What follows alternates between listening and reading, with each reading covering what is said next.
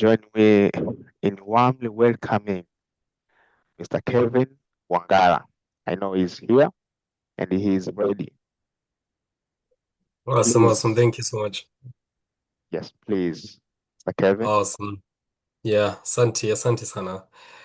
Great. Guys, it's nice to be back here again presenting. This is my second time presenting at Dyslexia Tanzania. And Cadence is a neighbor, a friend, and obviously a colleague.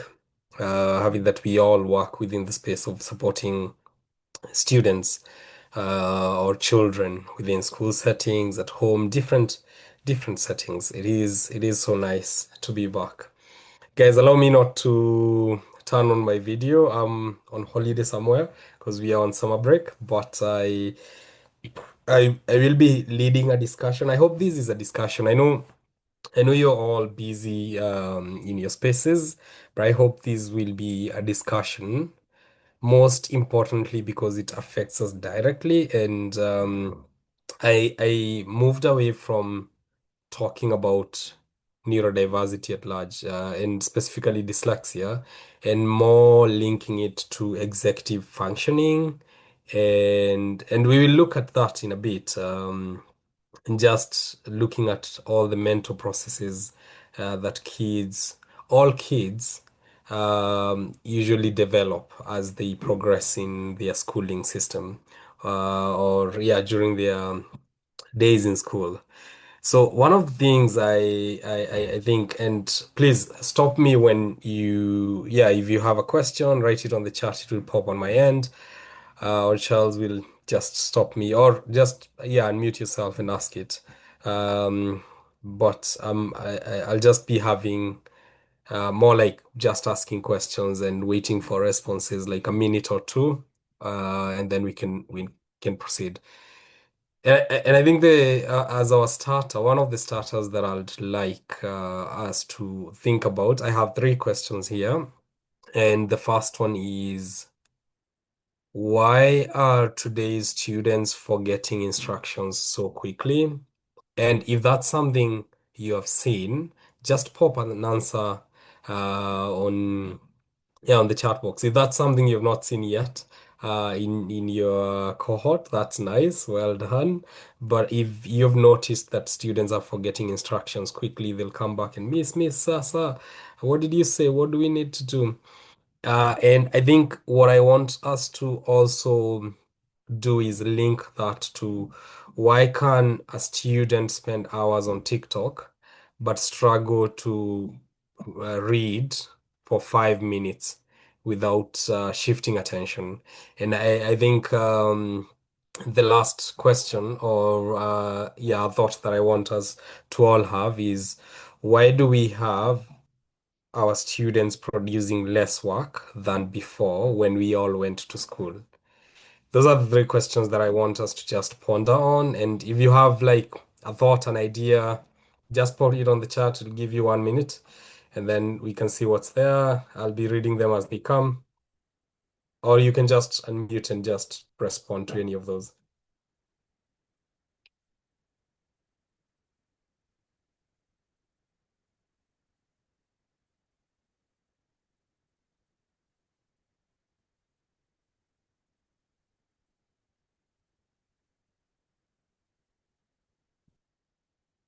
I'm just typing on the questions on the chat box, and that's it.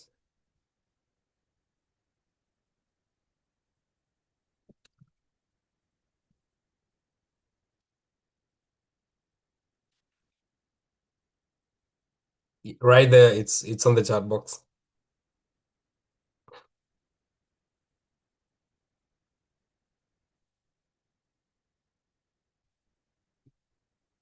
Anyone wants to go?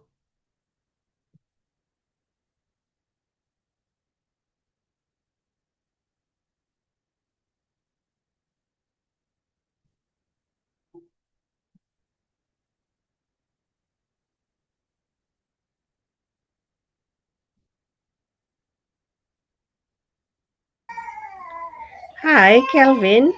Hey. Maybe I can respond. I can respond on the first one. Why do students forget instructions so quickly? I would say probably giving out a lot of instruction at the same time and not breaking them down Okay. may be a reason why the students forget instructions so quickly. Same time without breaking it down. Thank you so much, Esther.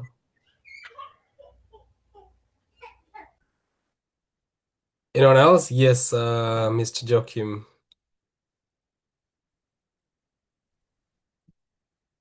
Okay, thank you. I'm just responding on this one where they are spending more time on TikTok and they don't spend long time on reading. I'm looking at the level of motivation that Mm-hmm. they always get on media than reading because for currently we have made reading more of scanning, and children just look at it as something that takes most of their time. So whenever they are given opportunity to go via media, it becomes more easy for them to enjoy than to read. Okay, great. Thank you. Anyone else before I move on? I think these are great thoughts that we are all starting with, which is nice. The method of delivery. Thank you, Miss Koki. The teaching method. Yeah.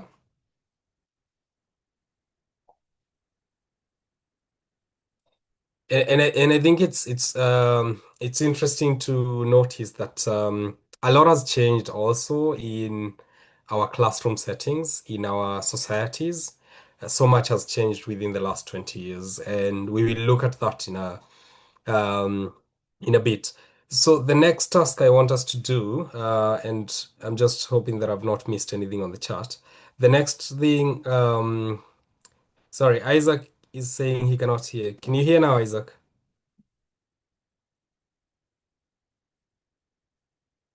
Yeah, I hope. Can you guys hear me?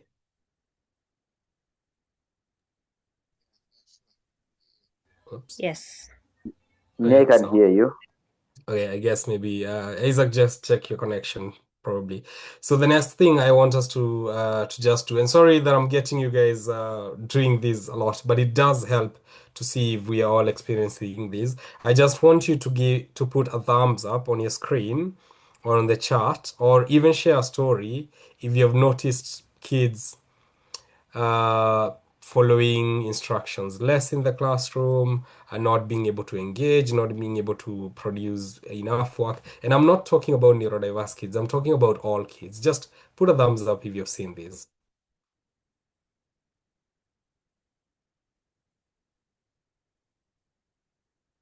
I agree, Terewa. Yes, TikTok is engineered with those hooks to just capture everyone's attention. Oh, yeah, I can see some thumbs up right there.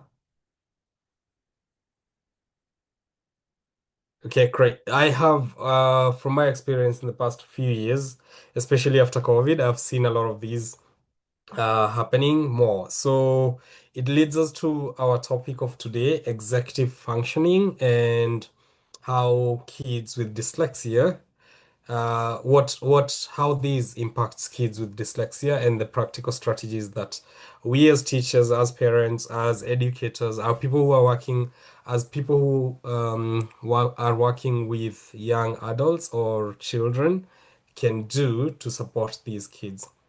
So executive functioning is a set of mental skills that are usually performed by the brain. And I want us to see the brain as the CEO of the human body.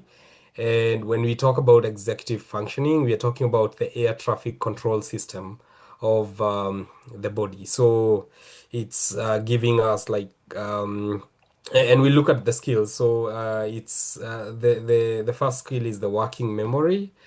So it's where the child is able to manipulate information and just whether it's retrieval, whether it's manipulating information to give a output, then inhibition, so being able to refrain from doing something, um, then cognitive flexibility, as it says, then planning and organizing, initiating tasks, emotional control, as well as sustained attention.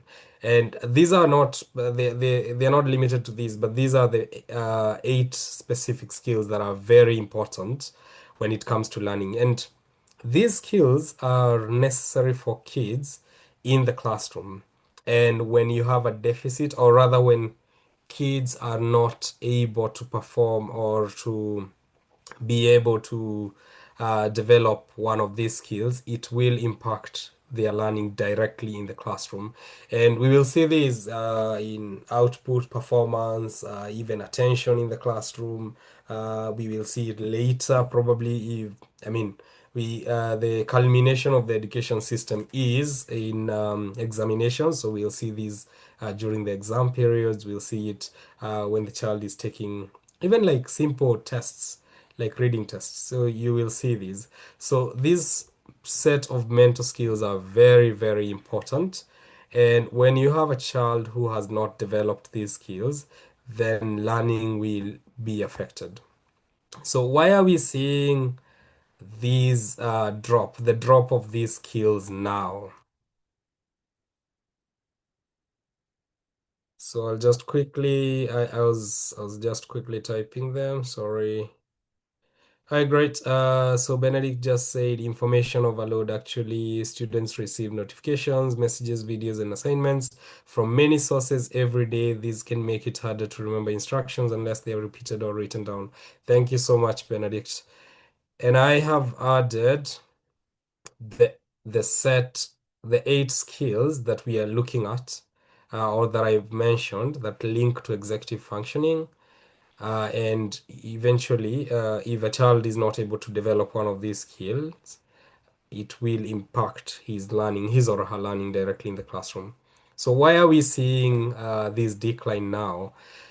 The first one is screens. So we are at an digital age, and kids are faced with constant distraction. And to be fair and honest, not just kids, even adults, we are faced with constant distraction. We have non-stop notifications, as Benedict has just said, instant gratification overload, working memory, and this reduces the impulse control. When you think about it, even nowadays, just look at even the financial management of adults. It's so bad compared to our fathers or to our grandparents, because we are so used to the instant gratification that is what now we think, if we need something, it's rather I take a loan rather than wait. So it does affect learning directly. Then the next one is reduced physical sleep and activity.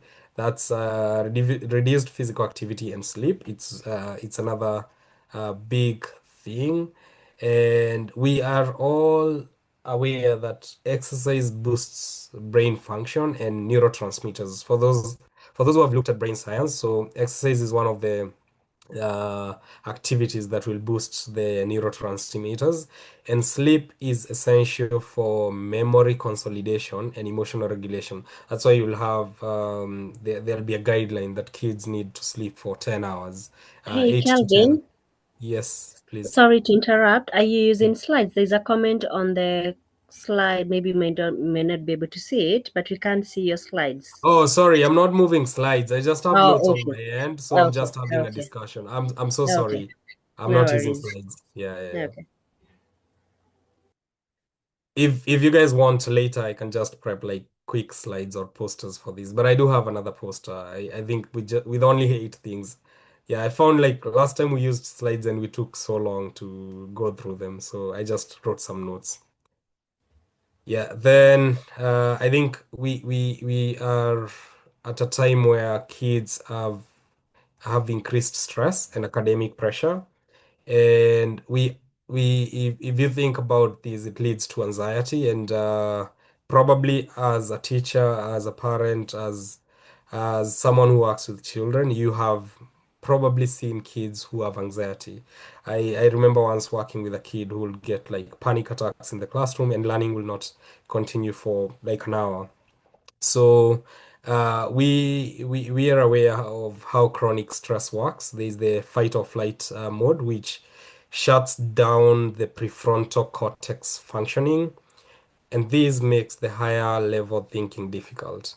So when you think about the level of stress that today's kids are facing through, whether it's trauma from their upbringing at home, whether it's peer pressure. So all these have a direct impact to the functioning of part of the brain, which makes the way they think and process information difficult. And the next one is COVID disruption. And we have the lasting effects of COVID era learning disruptions. And we are seeing it even much now. And I'll give an example. When you have like 9, 10-year-olds right now in the classroom or in your school, you will notice that that class has declined in their executive functioning. When you think about it, these are the kids who are starting school during COVID. So we can see that when below kids below 9, between 6 and 9, they have really had a decline in their executive functioning skills. Again, not all kids, because there are so many other factors that impact the development of executive functioning, including the structure of of the setting in the house. So I'm not saying that all kids have declined in their development of executive functioning skills. Then nowadays we have less independent play and less boredom. And this means children have fewer opportunities to practice self-directed problem solving. Growing up, I used to make toys out of anything. Today, a kid will walk into the supermarket with a parent and they'll see a toy car and they will get it. They'll see a ball and they'll ask to be bought for by the parents. Growing up, we used to make a ball out of socks and plastic polythenes, and we'll have like a string, and it would be a very nice ball, and we'll play. So those were some of the skills that we learned because we did not have. We used to get bored, so we were creative in developing some of the toys that we'll play with. And a big piece that has also led to a decline in executive functioning skills is increased parental scaffolding, and these creates fewer chances to develop autonomy. So kids are not able to be self-sufficient. They're not able to lead their little lives independently, even within the house. There is a lot of scaffolding that's being done by parents, and this is not from a malicious point of point. It is from a loving point as parents. But I am a parent, so I know. But it indirectly impacts the development of some of the skills. Then the last one is there is a lot of fragmented attention due to multitasking. The kid is watching on the TV, trying to open the phone while eating breakfast. So there is a lot of fragmented attention, which means their sustained attention is affected. So now, when you think about executive functioning and learning, how does dyslexia and executive functioning intersect? This is a connection that trips a lot of people because often dyslexia gets framed as just a reading or decoding issue, and in fact, most conversations are usually around that. But the two overlap a lot in practice when you think about it, and I want us to just from the 8 mentor skills that I put there, I will just focus on 4. So there's the working memory, which is holding information in mind while using it. Then there's the processing speed, then planning and organization, then cognitive flexibility, switching between tasks and ideas, and under inhibition, there is self-monitoring and just an impulse control. Now, where does dyslexia and executive functioning intersect when you think about these executive functioning skills? When we look at the working memory, and you think about reading, it requires holding sounds, letter patterns, and meaning in mind simultaneously while decoding. Now, many learners who have dyslexia, they have working memory difficulties, which make decoding and comprehension harder at the same time, not just one or the other. So you'll often see these. Now, when you think about processing speed, Dyslexia often comes with that slower phonological processing, the learner being able to map out sounds to letters. And this is not linked to intelligence. I think we have said that many times. It's about the mechanics of the brain taking longer to retrieve and sequence that information, which is essentially an executive functioning skill. Um, yeah, that is involved. Then when you think about planning and organization, which is another executive functioning skill, think about the written tasks, like essays. They require sequencing ideas, structuring paragraphs, managing multi-step instructions. And often our learners who have dyslexia, they will struggle here as well. And these can look like disorganization when it's actually an extension of the same underlying the processing difference. Yeah. Then when you think about self-monitoring, think about when a child with dyslexia is reading, them the ability of catching your own reading errors or checking work requires executive functioning. If working memory and processing speeds are already strained by decoding, there is less mental bandwidth. When you think about it, there is less mental bandwidth left to self-correct. Yeah. So I believe, and honestly, it's because when I speak this, I am the learning support coordinator in my school, and I always encourage teachers, do not treat dyslexia as only a reading, phonics, all that issue. You might miss a child who will need support with organization, memory scaffolds, extra processing time, and vice versa. You might get a child and flag them as struggling with executive functioning, which, on the other hand, it might be an underlying dyslexia that's driving it. So you have to see these um, together. There is an overlap between the two. So which is very important for us to be aware of. So far, I'm so sorry. I've just been saying things, and I don't know if there's any person with a question. I aim to end these in the next like 15 minutes so that if there's a conversation, or maybe even 10, because we only left with strategies. So I aim to end these in the next 10 minutes. So if we have like conversations or questions, we can have an opportunity to talk about them. So if you have a question, just you're welcome to type it. You're welcome to unmute yourself and just ask it. Otherwise, I'll give like 15 seconds and then we can move on.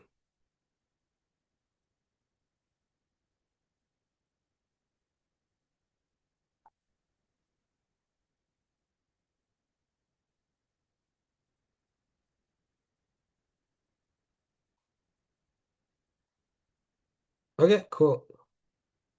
So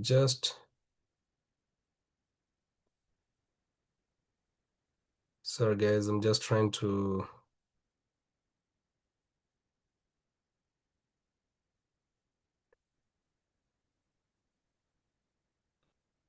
Sorry, I was just trying to unmute.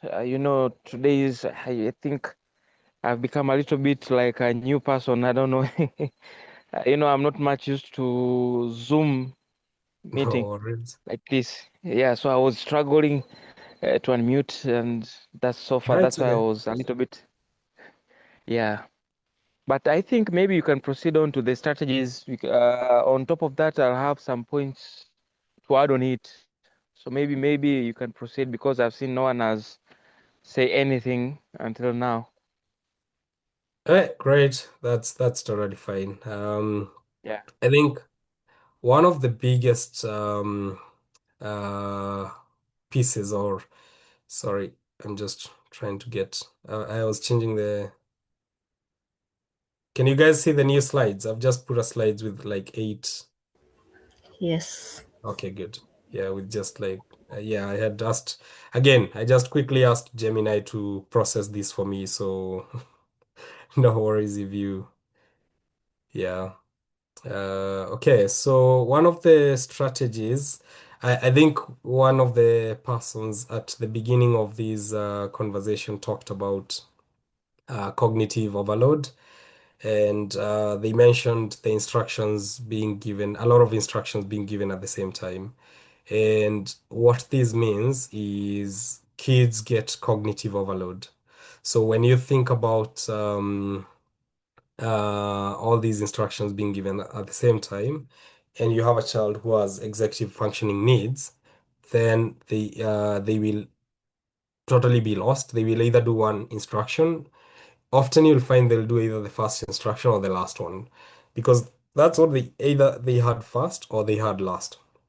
And you can try these, especially if you're just checking if a child has executive functioning needs, by just giving three-step instructions and then reducing that to two-step instructions and seeing where exactly does this child thrive at. Is it when I give them one-step instruction? Is it when I give them two-step instruction? Because often you'll get, and they are usually simple. Go get a book, a pen, and come sit on the carpet.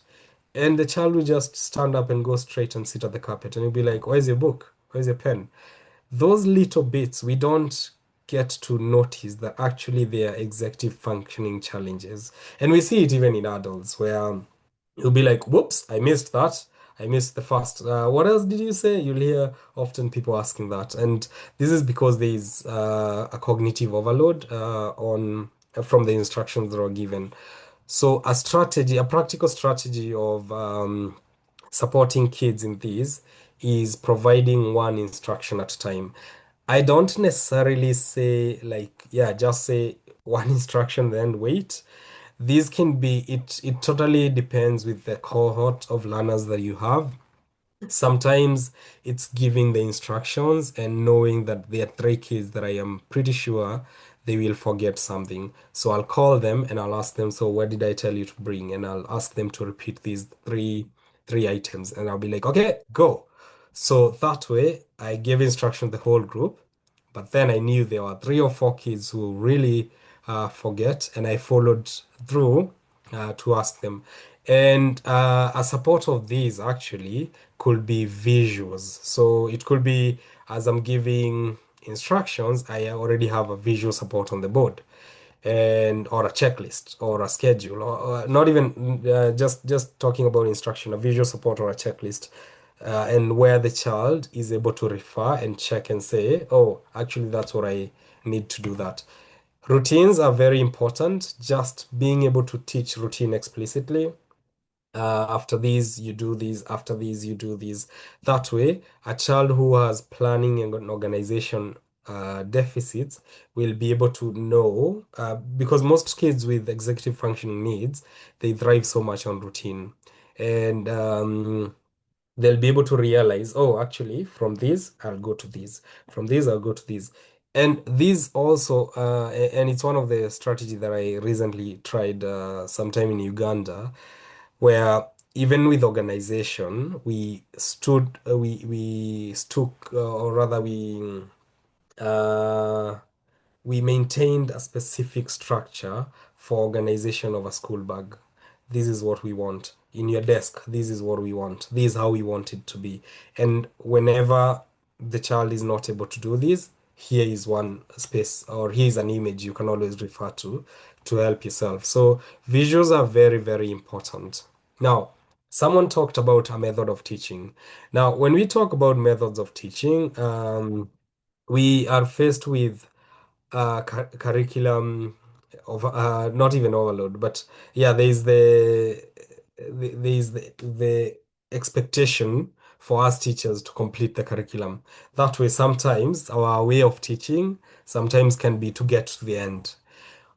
However, when you have kids who have executive functioning needs, they will always struggle to understand with some way of teaching. So it's very important to ensure that our instructions or our teaching are multisensory. So when I say multisensory, I mean involving all the senses. So visually, visual presentations, or even like engaging the kids in a visual way, engaging themselves auditorily, even kinesthetic, tactile, which is touch, kinesthetic, which is movement. So it can be a lot, just using all the senses of the child to be able to engage with the learning that's being presented.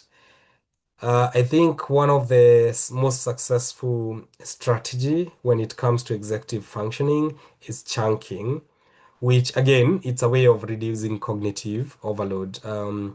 And it's just being, in fact, they call it, so for some, when you're working with a kid who is doing ABA or who is on the spectrum, it will be task analysis or scaffolding. It's just doing step by step, and you can have a list of 10 steps where you could just do it.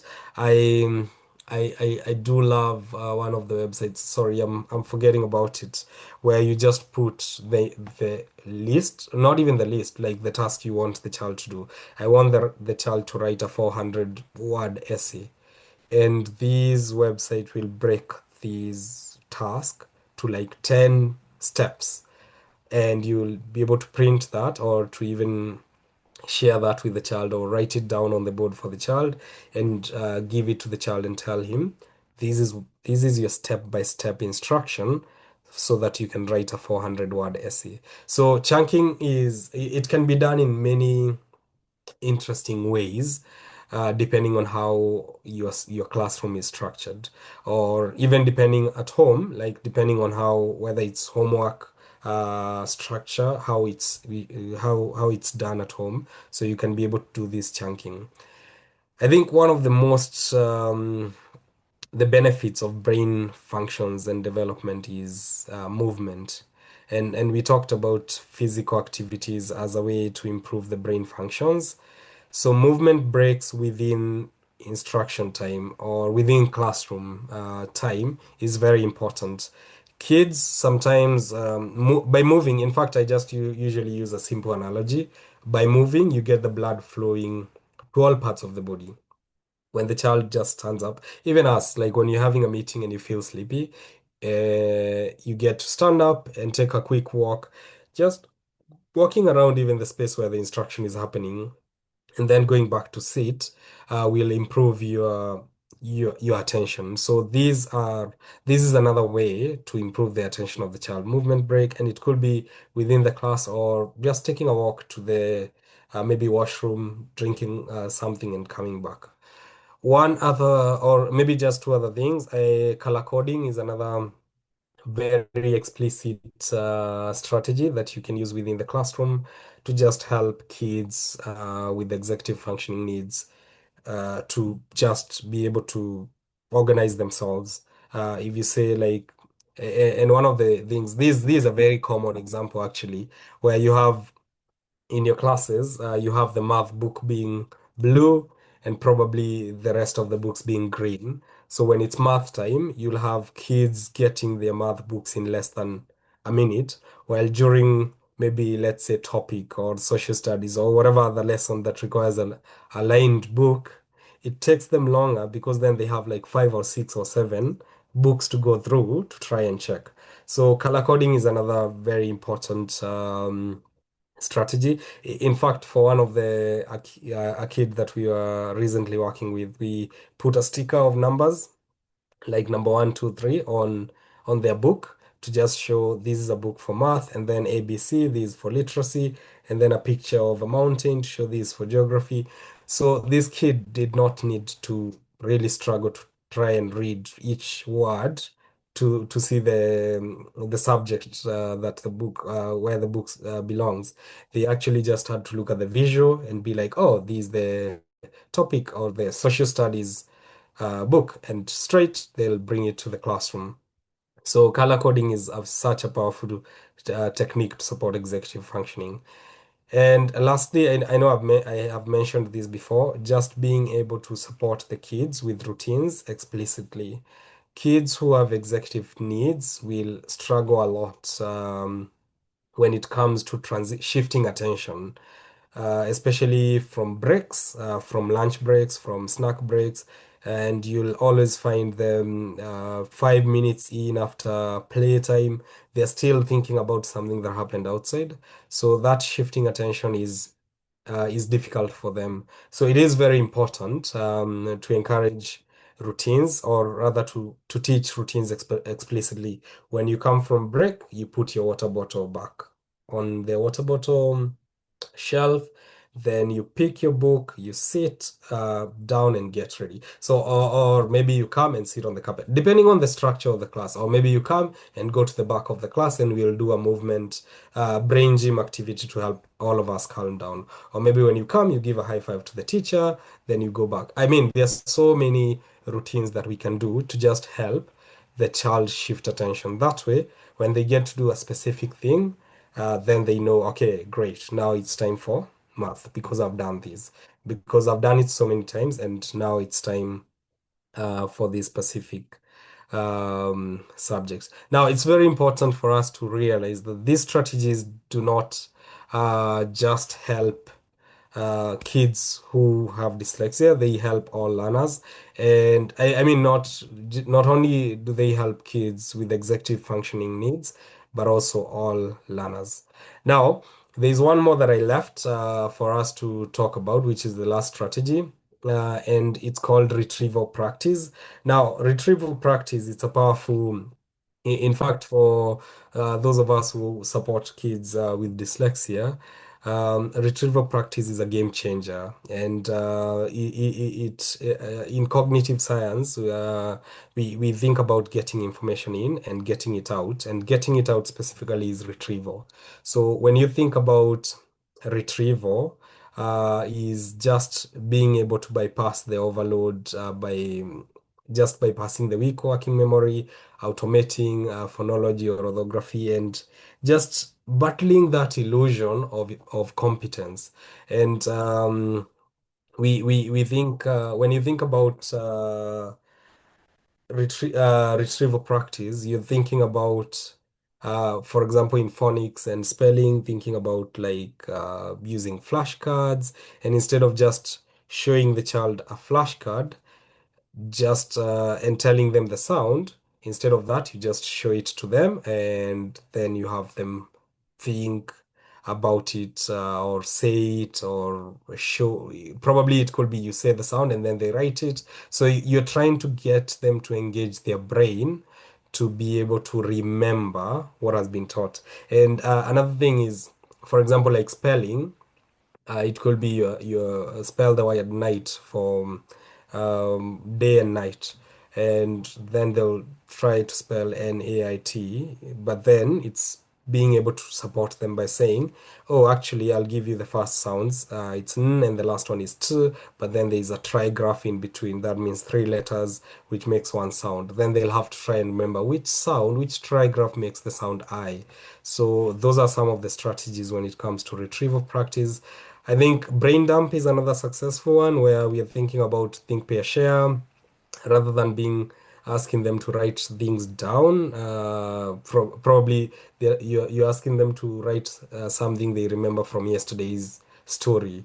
You can ask them to just turn to their partner and verbally do this. So again, it's another retrieval practice that not only supports kids with dyslexia, but also supports kids with executive functioning. I love the exit ticket, which is one very important. I love it because it helps the kids to try and remember what was learned. And it could be at the end of the lesson or at the end of the activity that you're doing. You can tell the child to draw or to write or just to do like two things they want to keep in their brain from the lesson. And that way, you're just increasing that enthusiasm. And I think when you think about math, because often we think about reading, when you think about math, I think games, hands-on activities, games are such a way, great thing. And one of the activities that I use for several of my learners who are transitioning to secondary is matching games where I have a problem card and the answer. So multiplication, and it's them trying to figure out which problem. So I'll have a set of problem cards and a set of answers, and them just trying to figure out which one is it. And all this is their ways of getting them to engage the brain in a very nice less pressing way or less pressuring way that would create anxiety unnecessarily for these kids. So that's all about it from me. It's 8:48. Sorry, I just went a little bit above with 3 minutes, but yeah, I hope it has been helpful.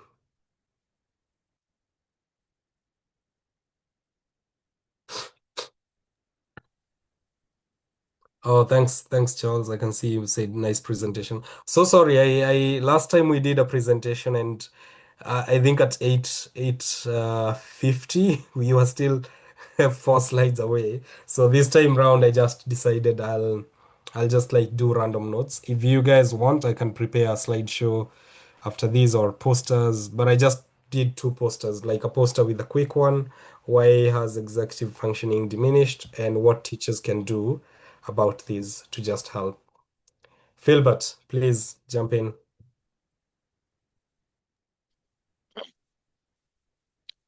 Yes, thank you so much for a very nice presentation. I hope you can hear me very well. Yeah, we hear you. Okay, yeah, thank you so Yes. much, our presenter, for a very nice presentation. By the way, my name is Philbert Kimambo, and I am a teacher, and professionally I'm a teacher, and I'm very much really interested, basing on the today's topic and what you have presented. But on top of that, there are like few things to add, basing on today's topic, which you were talking concerning executive functioning, dyslexia, and practical classroom strategies. Number one, what I want to add is, you know, our system, the executive functioning functioning is trainable, not fixed. You know, today many teachers, for example, where I'm teaching, treat attention, memory, and self-control problems as personal traits. For example, laziness, carelessness. But these sometimes I consider them as brain-based skills that can be strengthened with the consistent classroom routines, like someone who is going to gym and doing some body physical work exercise. And today's learners, basing on my couples of years of teaching experience, you know, today's learners face new pressure, you know, this what we call digital overstimulation. You know, as you spoke earlier, when we were growing, we used to make our brain to think. We can make balls, making any toys of our choice.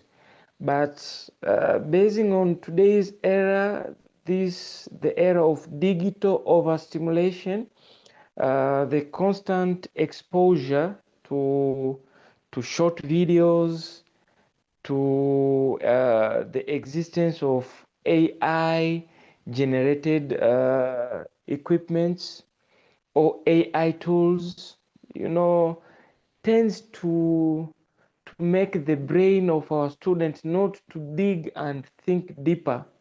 You may find you may give a homework, let's say a homework of 400, to write an essay of 400, maybe 400 words. Then a pupil may just go home, enter to the smartphone or digital platform, putting a prompt, give me an essay of 400 words, then he will copy it, then he will submit. So I think this also, it has been a challenge. But also, lastly, what I can contribute, I can say is, you know, small and practical classroom strategies matter more than big interventions. Breaking of instructions into short steps, as what you said earlier, using of visible checklists, allowing extra processing time, and pairing verbal instruction with written ones can dramatically help both dyslexic learners and those with weak executive functioning without singling anyone out. And you know, today's learners, they are growing up with constant uh, this what we call the digital stimulation, as I said earlier. Now this is quite reshaping the executive functioning of itself, especially when it comes to the working of student memory, also some things like that. Before a child ever sits in the classroom, before the generation of this AI generation, we are teachers and we are the education stakeholders. We can remember when we used to study during our time, and this era, it is quite different. So I think even teachers, the educational stakeholders, parents, and everyone concerning to the issue of the education must know the era which we are in right now, and we have to copy with it so as we can bring out the positive and good results to our children. Yeah, that's Thank you true. so Thank you much. so much, Philbert. That's been great, and I totally agree with you. I just wanted to quickly, I know we are running out of time. I want to quickly answer Terewa, who just asked, what strategies can parents or teachers use to help a child check their work before handing it in? A grade 4 child will sometimes skip a homework question unintentionally. Now, here's the thing, and I think one of the biggest pieces that I mentioned earlier is teach the routines explicitly. And one of the routines that I love even using with my kids is when you finish, you're not done yet. You have reached checking time. So you have to embed checking time in the homework activity. And I think as parents, naturally, we are always quickly scanning through and saying, hey, you forgot question 6, come and answer it. It's almost like pausing and thinking, how do I get my child to learn that skill of checking?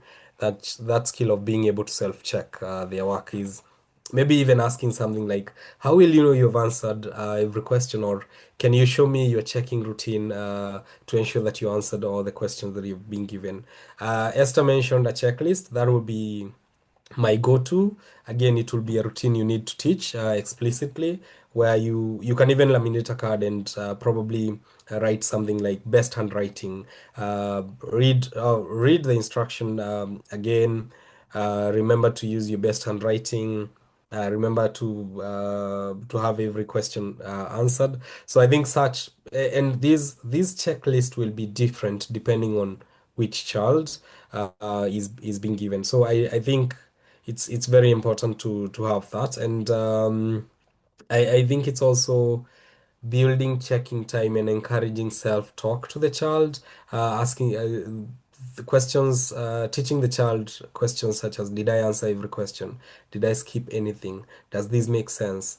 Some kids will they'll be writing something and then later you read with them and they'll be like, oh, that doesn't make sense. But why is it they're able to do it well with you as the teacher but cannot do it independently? So it's being able to encourage that self-talk. I think there's so many other strategies like number matching, such as one answered, two answered, or even just having like 3 words: stop, check, submit. Before you submit, you always have to stop, then check. So, and this can be in the classroom. So I think there's so many ways of doing these, but sorry. Back to you, Charles. I know time is running out, and thank you so much. Yeah, thank you so much. Thank you so much, Mr. Kevin, for such an insightful and inspiring presentation. We truly appreciate your time, your knowledge, and your passion for inclusive education. This is so nice presentation ever. Thank you everyone for joining this session. We really appreciate. Can we have a quick just introduction for everyone? Quick.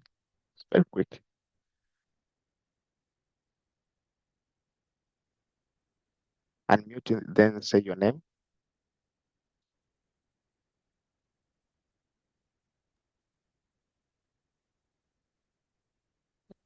Maybe you can start with you. My name is Jackson Charles. I'm Jackson Charles from Dyslexia, Tanzania. I'm here as project manager. Then next is you.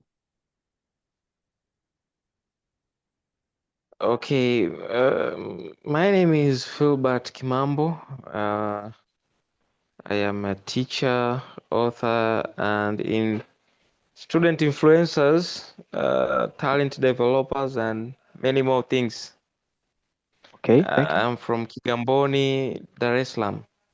Okay, that's so nice. Another one?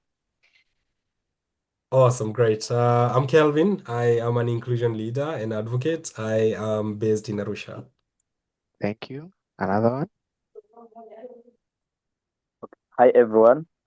Hi. Oh, my name is Muke Joachim. I work with Chaninga Child Development Center in Port Poto, Uganda.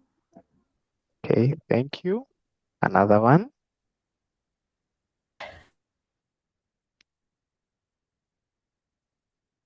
I see Betty. Koki.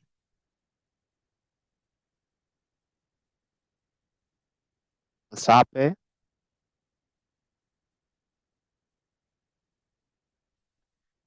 Anyway, maybe they are not comfortable to share their name in profile. So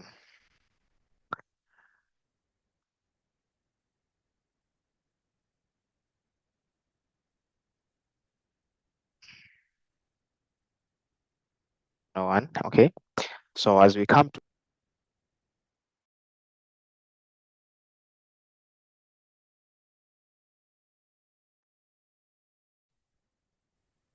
hello, you hear me Okay, now? Betty, I'll put up something and share it probably tomorrow since it's already night here.